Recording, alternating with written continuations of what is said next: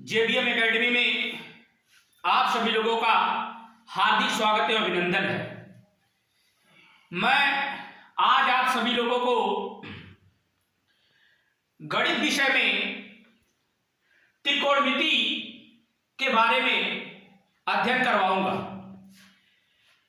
आप सभी लोगों के लिए ये वीडियो बहुत ही यूजफुल होगी यूपी बोर्ड एग्जाम के लिए।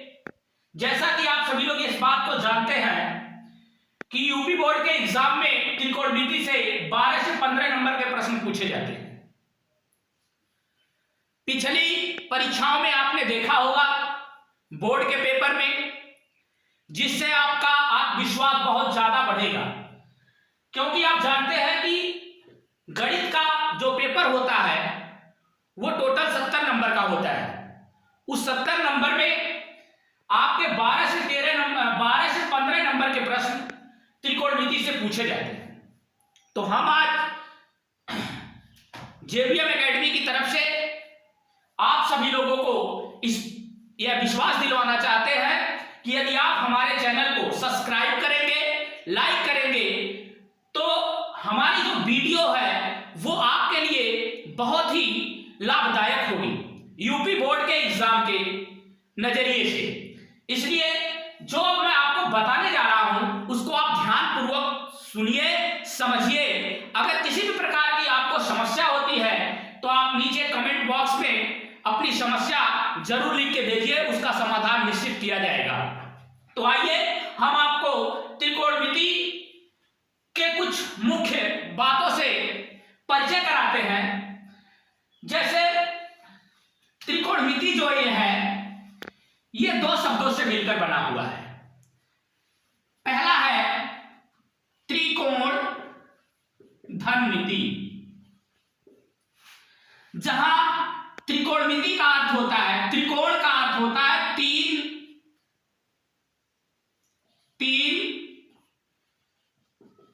कोणों वाली आकृति। मिति का अर्थ होता है मापना,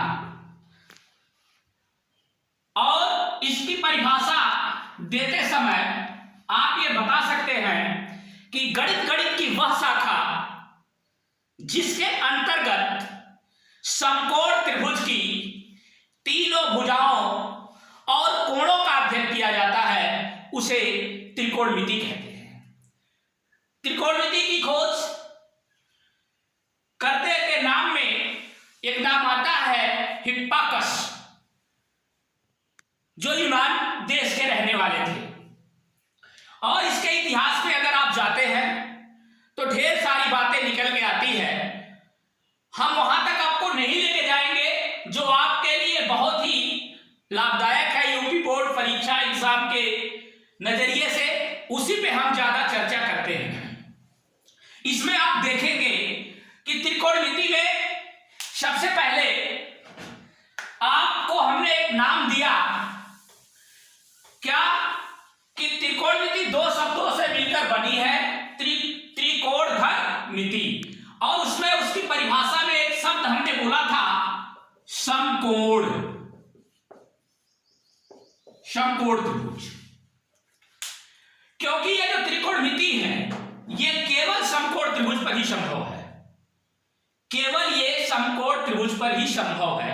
कहीं पे भी अगर ऐसी कोई बात की जाती है तो समकोण त्रिभुज ही बना के त्रिकोणमिति से संबंधित जो भी सवाल होते हैं उसको हल किए जाते हैं।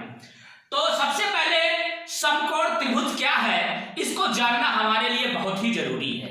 जैसे आप जानते हैं पिछली कक्षाओं में आपके टीचर आपको पढ़ाए होंगे कि त्रिभुज किसे कहते हैं, त्रिभुज के प्रकार बताए होंगे कि तीन भुजाओं से घिरी हुई बंद आकृति को त्रिभुज कहते हैं। और उसमें त्रिभुज के प्रकार में समकोण त्रिभुज भी आया होगा कि इसकी कई तरह से इसको परिभाषित किया जा सकता है कि किसी समतल के सापेक्ष और समतल के ऊर्ध्वाधर जब दो लंबवत रेखाएं एक दूसरे को प्रतिच्छेदित करती हैं तो उस प्रतिच्छेद बिंदु पे जो आकृति बनती है ये सब क्या होता है, समकोण होता है। और एक दूसरी परिभाषा सामान्य रूप से आप बता सकते हैं कि जिस त्रिभुज के किसी एक कोण का मान 90 अंश होता है वो समकोण त्रिभुज कहलाता है। तो ये सब तो आपको पिछली क्लास में ये सब जानकारियां मैं आपको यहां पर यह बताना चाहता हूं कि त्रिकोणमिति जो है वह समकोण त्रिभुज पर ही आधारित है। तो समकोण त्रिभुज कैसे कैसे आप देख सकते हैं समान स्थितियों में बनता है। जैसे आप कुतुब मीनार के पास गए हैं या किसी खंभे के थोड़ा से नजदीक होने के बाद आप ऐसे नजर उठाकर ऊपर देखते हैं तो आपके आंखों और उस खंभे का शीर्ष का जो कोण बनता है वहां पे भी आप देखेंगे एक समकोण त्रिभुज आकृति बनती है। आप अपने घर के बालकनी में खड़े हैं और वहां से किसी मंदिर के तीसरी सीढ़ी पर कोई गमला रखा हुआ है, जब आप वहां देखते हैं तो उस स्थिति में भी एक समकोण त्रिभुज बनता है। तो त्रिकोणमिति से इस बात की जानकारी मिलती है कि आप त्रिकोणमिति के माध्यम से बगैर किसी खंभे पे, बगैर किसी टावर पे, बगैर किसी कुतुब मीनार के ऊपर चढ़े हुए ही उसकी ऊंचाई को आप माप सकते हैं या किसी नदी के चौड़ाई को आप बता सकते हैं। ये आप इसी में सीखेंगे। तो त्रिकोणमिति में समकोण त्रिभुज की बार बार बातें आ रही हैं, तो मैं आपको थोड़ा सा समकोण त्रिभुज का परिचय कराता हूं। ये अभी कुछ देर पहले हमने आपको समकोण त्रिभुज की परिभाषा बताया था कि किसी समतल के सापेक्ष ऐसे, तो जो समतल के सापेक्ष होता है उसका नाम यहां पे दिया गया आधार, और जो समतल के ऊर्ध्वाधर होता है इसका नाम दिया गया है लंब, और जो इनके बीच ये कोण बनता है इसके सामने वाली जो भुजा होती है इसका नाम दिया गया है क्या? कर्ण। आधार, लंब और कर्ण, ये है आपका समकोण त्रिभुज, और इसी समकोण त्रिभुज पे पूरी त्रिकोणमिति आपकी आधारित है। अब यहां पर इस समकोण त्रिभुज में आपके ये जो दोनों कोण हैं ये पक्का ही आप जानते हैं कि न्यून कोण ही होंगे, क्योंकि पिछली कक्षा में आप ये जान चुके हैं कि त्रिभुज के तीन अंतःकोणों का योगफल 180 अंश होता है, जिसमें एक ही कोण का मान यदि 90 अंश हो गया तो इन दोनों कोणों का योगफल तो 90 होगा ही, ये पक्का है। तो इसका मतलब है कि ये दोनों न्यून कोण ही होंगे न्यून कोण की परिभाषा से। इसलिए आप यहां पर जो अब आपको मैं बताने जा रहा हूं वो परीक्षा के दृष्टि से बहुत ही महत्वपूर्ण है और वो आपका परीक्षा में आएगा भी। इसलिए आप देखेंगे त्रिकोणमिति के बाद एक आता है त्रिकोण मिति अनुपात। त्रिकोणमिति अनुपात, इसके पहले एक चीज आपको जानना होगा कि त्रिकोणमिति जो है, त्रिकोणमिति में तीन नाम दिए गए थे। ये जानकारी जब आपको देने हम जा रहे हैं तो उसके पहले हम आपको बता दें कि त्रिकोणमिति अनुपात किसे कहते हैं।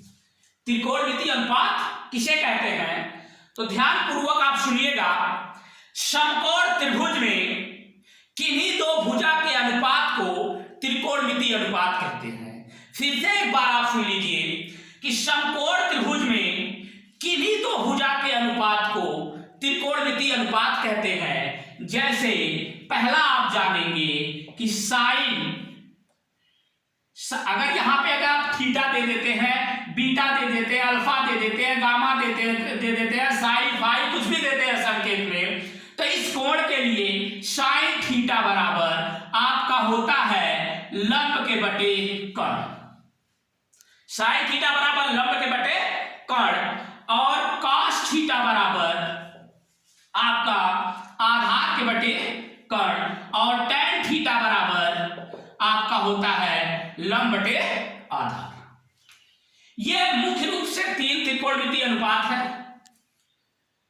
इन तीन त्रिकोणमिति अनुपात में अब आपके दिमाग में यह बात बन रही होगी कि इसकी परिभाषा से कैसे स्पष्ट होता है। तो हमने आपको बताया कि समकोण त्रिभुज में किसी दो भुजा के अनुपात मतलब बटे में रख दीजिए उसको, आप यह लंब और ये आधार रख दिए तो इसका नाम सामने निकाल के आ गया टैन, और जब आप लंब और कर्ण रख दिया तो उसका नाम निकल के आ गया आपका साइन।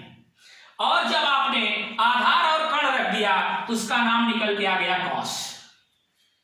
इसके बारे में भी आपको ज्यादा चर्चाएं कभी हम कर देंगे कि ये लंब बटे कर्ण बराबर साइन थीटा क्यों नहीं यहीं पे कास हो जाता। आधार बटे कर्ण बराबर कॉस थीटा क्यों नहीं यहां साइन हो जाता। तो इस पे हमारी एक स्पेशल वीडियो बनेगी इसके लिए, वो आपको मिल जाएगी यदि आप हमारा चैनल सब्सक्राइब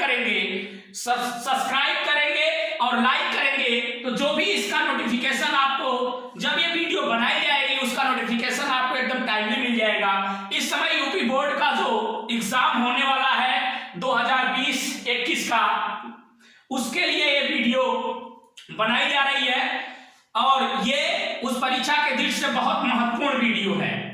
अब इसके बाद हम आपको पुनः एक बार दोहरा दें कि त्रिकोणमितीय अनुपात किसे कहते हैं। समकोण त्रिभुज में समकोण बनाने वाली किन्हीं दो भुजाओं के अनुपात को त्रिकोणमितीय अनुपात कहते हैं। मुख्य रूप से 3 प्रकार के ये होते हैं, साइन थीटा बराबर लंब बटे कर्ण, कॉस थीटा बराबर आधार बटे कर्ण और टेन थीटा बराबर लंब बटे आधार। इसका 3 उल्टा होता है। साइन का होता है एक कोसेक थीटा, इसी का उल्टा हो जाएगा आपका कर्ण बटे लंब, और कास का हो जाएगा सेक थीटा आपका हो जाएगा इसका अनुपात कर्ण बटे आधार, और टेन थीटा का हो जाएगा काट थीटा बराबर आपका हो जाएगा आधार बटे लंब।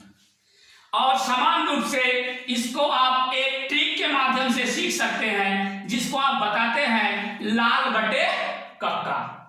लाल बटे कक्का,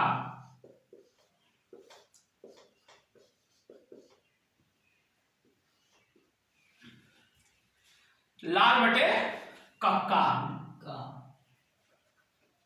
1 मिनट, इसमें आप जैसे यहां से आपने ये एल ए एल, फिर कर्ण में आप के और ये, जैसे साइन थीटा बराबर लंब बटे कर्ण, कॉस थीटा बराबर आधार बटे कर्ण, टेन थीटा बराबर लंब बटे आधार, उससे आप ये निकाल सकते हैं और इसी का उल्टा कर देंगे तो ये आपका तीनों आ जाएगा। इसके बाद जो हाई स्कूल के सिलेबस में है ये त्रिकोणमितीय अनुपात बहुत ही महत्वपूर्ण है। इसके बाद इसके जो त्रिकोणमितीय समीकरण आती है जो यूपी बोर्ड की परीक्षाओं में सिद्ध करने के लिए जिसके माध्यम से दिए जाते हैं, उसके बारे में हम अगली वीडियो में आपसे चर्चा करेंगे। और इसके बाद मैं एक बार आप सभी लोगों से पुनः निवेदन करता हूं कि मेरे इस चैनल को आप सब्सक्राइब करना और लाइक करना न भूलिए। जय हिंद, जय भारत।